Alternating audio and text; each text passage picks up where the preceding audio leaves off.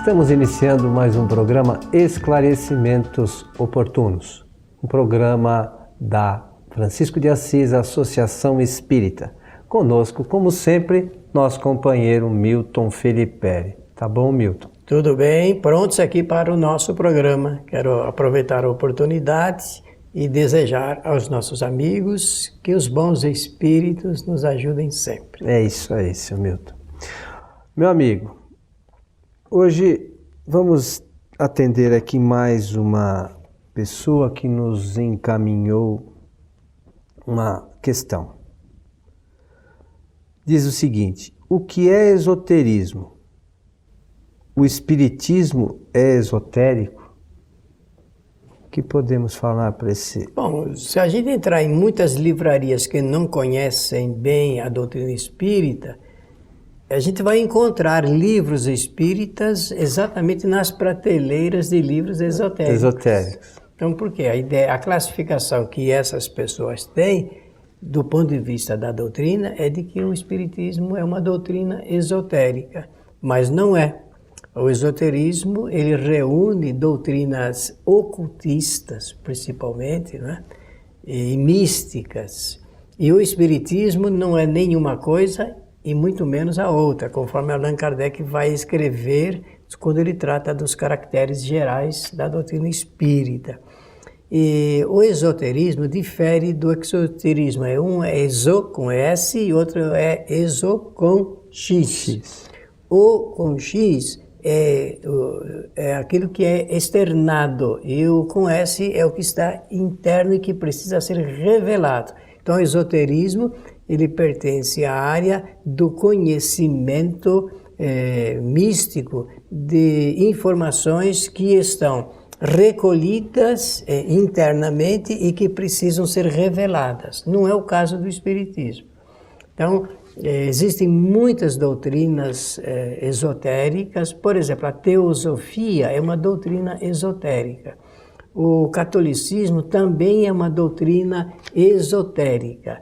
A maçonaria é uma doutrina esotérica. Por quê? Porque tem informações, cultos internos e que se apresentam dentro se revelam através de rituais e de exteriorizações. Então, a doutrina espírita, conforme diz Kardec, é uma doutrina aberta, ao contrário, ela já está desentranhando o conhecimento anteriormente místico para uma nova revelação clara de tudo quanto se revela no universo. Não existe nada oculto. O espiritismo, ao contrário, como você mencionou, traz todas as informações e aquela pessoa que está buscando o conhecimento, evidentemente com um ou outro detalhe, mas na grande maioria das coisas, está tudo exposto de forma clara e objetiva, né? Não tem dúvida, não existe nada oculto.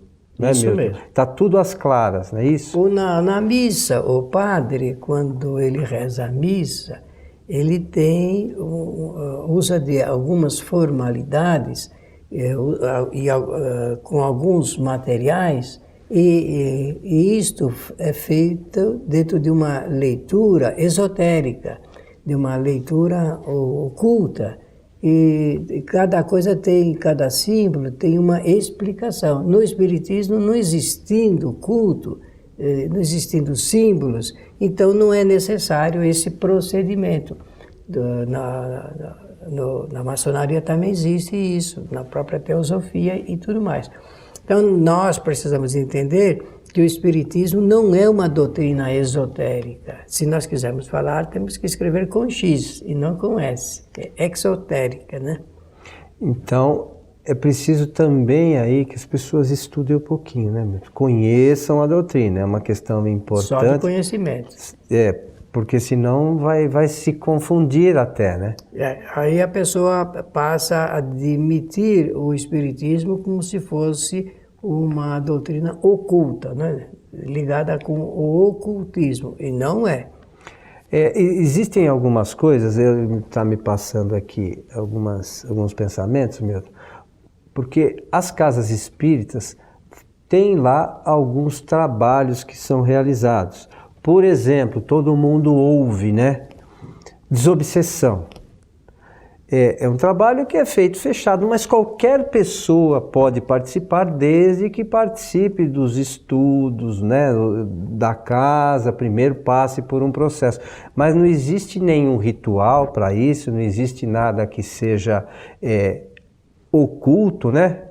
Alguma informação, não existe nada de especial, porque às vezes as pessoas, por ser um grupo fechado, acham que tem alguma coisa de especial. E no Espiritismo não existe nada nesse sentido, né? Não, pode ser até num ambiente usado normalmente, que a rigor é usado também para outras atividades, mas é que naquele momento adquire uma feição diferente. Que feição diferente é essa?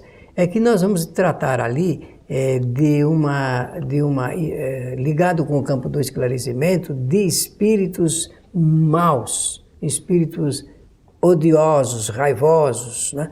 Então é preciso que haja tranquilidade, porque se nós vamos mexer com um assunto dessa natureza, nós vamos saber que precisamos dar ao ambiente uma certa condição de tranquilidade, uma certa condição de silêncio, de pessoas devidamente preparadas, de responsabilidade. Aliás, é a reunião de maior responsabilidade de um centro espírita. Mas nada de mágico, não tem nada de maravilhoso, maravilhoso. Né? Apenas que é preciso ter uma condição melhor para poder conversar com esses nossos irmãos, porque lá dentro só se conversa e só se desenvolve um trabalho ligado com a terapia através da transferência de bons fluidos. Então, bons fluidos e também essa condição moral de conversar com os chamados espíritos obsessores. Eles são muito inteligentes, muito espertos, muito atilados, digamos assim, porque os verdadeiros obsessores são aqueles que projetam e desenvolvem o plano do mal. Isso é um espírito obsessor. Então é preciso ter uma condição moral. Allan Kardec, no livro dos Médiuns, vai explicar que só existe uma forma de se atender a esta necessidade. É ter uma condição moral suficientemente maior do que as influências desses espíritos. Porque também as pessoas às vezes imaginam que se está na casa espírita, são santos, não existe nada disso, né? São pessoas normais como todo mundo. E nessas atividades também não existe nada de maravilhoso. Então, qualquer pessoa que estude um pouquinho a doutrina espírita, né, passe por aquela fase de experimentação que é sempre necessária para saber se a pessoa tem aptidão ou não. É só uma questão de aptidão, né, para aquele tipo de atividade. Se ela passar por aquela fase, notar-se a aptidão, ela pode participar do trabalho. Não existe nada assim maravilhoso, né? Ninguém é iniciado em absolutamente nada. Nenhuma preparação esotérica. Outro assunto ligado com este fato, se você libera, eu preciso dizer, é com relação ao passe. Muitos centros espíritas e muitos companheiros espíritas imaginam que o passe precisa ter algumas coisas especiais, esotéricas, místicas e ocultas para ser transmitido. Não é necessário, não é necessário. O Espiritismo explicou, a partir de 1857, o que são fluidos, né? Essa, aliás, é uma designação generalizada da doutrina espírita ou de Allan Kardec, talvez seja até melhor falar dessa forma, para todo e qualquer tipo de matéria que não os estados que nós conhecemos, do sólido, líquido, gasoso e radiante. Então existem, o Kardec definiu como os fluidos, eu falei definiu, mas deveria dizer, ele conceituou como fluidos de maneira generalizada. Então aquilo que se faz no centro espírita, o que é? É que os espíritos, através do pensamento, eles combinam, qualificam e dirigem os bons fluidos para atender às necessidades das pessoas que ali precisam deles. Então, não há necessidade de nada especial, mas tem centro espírita que cria um halo mágico em torno da transferência de fluidos, e isso, eu entendo, traz também um pouco dessa ideia mística do que seria uma parte do trabalho espírita. Pensando nisso, Milton, vale a pena aqui dizer, acho eu, para os nossos amigos, que qualquer um de nós pode fazer o que é feito no centro espírita através do pensamento. E faz. E fazemos sem saber. Porque o que na verdade é o passe? É uma transfusão de energia. Mas essas energias, elas são feitas pelo pensamento, como você mencionou. Os espíritos potencializam essas energias. Agora, se nós temos lá um parente, um ente querido, com alguma enfermidade, nós, pelo pensamento, quando fazemos assim, puxa, eu queria que aquele nosso ente querido estivesse melhor. Os espíritos pegam essas energias, porque pensamento é matéria, certo, seu Milton? Mas não seria matéria, né? Mas é uma forma que eles têm de potencializar isso. Levam isso até essa pessoa e essa pessoa, por vezes, melhora dependendo da condição dela, né? Até nós podemos fazer um encaminhamento de bons fluidos a uma pessoa que precisa. Nós teríamos que ter já essa experiência, ter adquirido essa prática, porque aí a vida se torna melhor, menos penosa. Quando você disse assim, que queria que aquele nosso ente querido estivesse melhor, só pelo fato de querer, porque isso é a vontade acionada realmente resulta em benefício de alguma coisa ou de alguém. Então, quando nós acionamos a nossa vontade e desejamos ardorosamente que alguém receba os benefícios dos bons fluidos, nós já estamos encaminhando isto. Quando a mãezinha está com a criança doente nos braços e ela não tem recurso material nenhum para dar atendimento e ela faz uma prece, essa prece sentida, essa prece que realmente atende aquele apelo, ela cria essa onda, ela qualifica os bons fluidos e acaba atendendo a essa necessidade também, envolvendo seu filhinho, a sua filhinha com os bons fluidos, que é o que nós precisamos na vida. Então essas todas são coisas muito simples que às vezes as pessoas imaginam que o centro espírita faz algo monumental. Mágico, então, eu uso bem essa palavra porque lamentavelmente essa ideia da mágica prejudica um pouco a própria sequência e consequência do que nós pretendemos fazer. E muito menos milagre, né, Milton? Mas aí é pior, né? Não existe mesmo. Não existindo milagre, não há como fazê-lo. Então, é importante que nós saibamos ter a distinção do que é uma coisa e outra, né? O conhecimento da doutrina nos auxilia de forma importante a tirarmos certos mistérios que alguns colocam dentro da doutrina espírita, baseados em conhecimentos de outras filosofias, de outras linhas de pensamento que não tem a ver com o espiritismo, né, meu? Quando Jesus de Nazaré, ele sugere naquele momento, aqueles seus discípulos, e depois se transformou, isso se traduziu por um ensinamento universal, não é, digamos? Quando ele sugere que a prece seja feita pelo próprio agente encarnado, no melhor sentido de receber os benefícios decorrentes de uma ação, no caso, quando o discurso dele, uma ação divina, não a partir dele, mas para maior, e propõe que cada um entre no seu quarto, no seu aposento, e de forma sentida, com o pensamento harmonizado, voltado a Deus, né? E ora, porque Jesus ensinou as palavras, né? Não são essas que estão aí no Novo Testamento, porque se sabe que houve alteração e adulteração também, mas não importa, houve palavras ali. Quando essas palavras são sugeridas, é porque nós podemos, com o pensamento, aurir as forças necessárias para a nossa vida através dessa qualificação fluídica. E isso é bom, nós precisamos aprender isso para nós sabermos que nós não podemos ser prepotentes, achar que tudo podemos, que nós somos impotentes, na verdade, que pouco podemos, mas ajudados pelos espíritos, que são ajudados também por Jesus. Posso criar essa imagem, que ela é muito bonita, então nós criamos uma força realmente de atração e uma de proposição no campo dos fluidos. Fluido, agora sim, fluidos são matéria. E se são matéria, atinge na plenitude do trabalho o campo perispiritual, o perispírito, fortalece o perispírito e através do perispírito nós atingimos o corpo físico. Mas para isso precisa ter um conhecimento um pouco. E olha, nós precisamos aprender, para isso é preciso dar o primeiro passo. Quando a gente dá o primeiro passo, nós nos inclinamos para a frente. Ao inclinar-nos para a frente, nós conseguimos avançar. Avançando, a gente sabe mais. No conhecimento é assim que funciona. Olha, eu sei pouquinho, não sei quase nada, mas sabe alguma coisa. O que nós já sabemos dá suficientemente para nós entendermos que nós podemos gerir a nossa vida.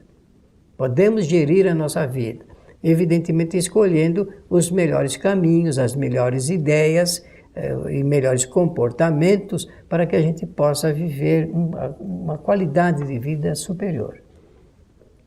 Isso depende só de nós, né, Milton? Exclusivamente. Por vezes nós depositamos coisas ou benesses em alguém que vai fazer por nós. Nós precisamos lembrar que todas essas coisas, quem faz somos nós mesmos, né? Nós é que temos que estudar, nós é que temos que ter pensamentos elevados, nós é que temos que exercitar a caridade, o auxílio ao próximo, porque a gente fica, às vezes, esperando que os outros façam coisas por nós e aí a gente não avança. É importante que nós nos empenhemos nessa mudança que a gente espera que aconteça, sobretudo no planeta, né, meu? Está todo mundo esperando acontecer alguma coisa maravilhosa no planeta que vai trazer uma transformação. E isso a gente sabe que não vai ocorrer, né? Os espíritos, através de Kardec, já informaram que isso é feito de forma gradativa, não existe nenhum boom, né, meu? Não. Jesus, quando em algum momento ele toca nesse assunto que nós estamos querendo tocar aqui, muito suavemente, para não ofender suscetibilidades de ninguém, ele diz assim: conhecereis a verdade e a verdade vos libertará. Veja que coisa interessante. Que conhecimento Jesus propõe para o homem a fim de libertá-lo da sua ignorância? O conhecimento sobre a realidade do Espírito. E que conhecimento da realidade do Espírito é esse? É o conhecimento sobre as leis naturais. Jesus o tempo inteiro falou, é claro que ele falava de maneira figurada, por causa da diversidade e multiplicidade no campo das ideias, né? Pessoas, se falava muitas línguas ali naquela região da Galileia. Assim mesmo, ele procurou em alguns momentos fazer um destaque especial, e esse é o conhecereis a verdade e a verdade vos libertará. Sem preciso buscar nas coisas que estão ocultas. Daquilo que nós não precisamos disso, porque a verdade ela é exatamente revelada, é a revelação. Por isso que se diz que a doutrina espírita, e quando o Kardec escreve os caracteres da revelação espírita, ele vai mostrar que não há nada mágico, não há nada oculto, que esteja atrás de conhecimentos, porque tudo se traduz por uma leveza no campo das ideias, a partir do que se possa compreender.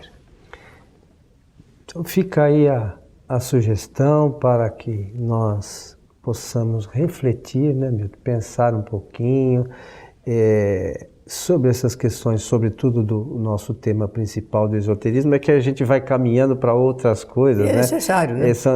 Às vezes é necessário realmente, mas para que as pessoas, se estudarem, saberão a distinção entre os conceitos espíritas e dessas outras crenças esotéricas. Mais uma vez, como sempre lembramos aqui, nós não somos contra ninguém, aceitamos toda e qualquer, né, linha de pensamento, cada um tem o direito de pensar e dizer o que quer. Mas nós, como espíritas, temos que aqui falar das obras fundamentais do Espiritismo, e é o que nós temos tentado fazer. Então, aqueles que quiserem trazer alguma sugestão, alguma informação sobre essa questão, envie um e-mail para a gente lá no site espiritismoagora.com.br e nós teremos o maior prazer de conversar, responder, né, Milton?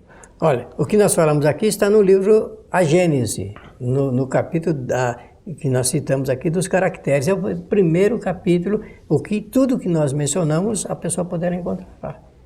Fica aí a sugestão, então, de leitura. Meu amigo Milton, estamos chegando ao final de mais um programa Esclarecimentos Oportunos. Muito obrigado pela atenção e que os bons espíritos nos ajudem sempre. Queremos, como de hábito, convidar você para assistir às palestras da nossa Casa Espírita, que são realizadas às sextas-feiras. A gente sabe que muitas pessoas que nos ouvem no momento ou nos assistem são de longe, não são de São Paulo, mas mesmo assim poderão fazê-lo pela internet, acessando o site tvfraternidade.com.br. Sextas-feiras, a partir das 19h30, esperamos por você. E esperamos também por você em nosso próximo programa. Um nosso abraço a todos e até lá.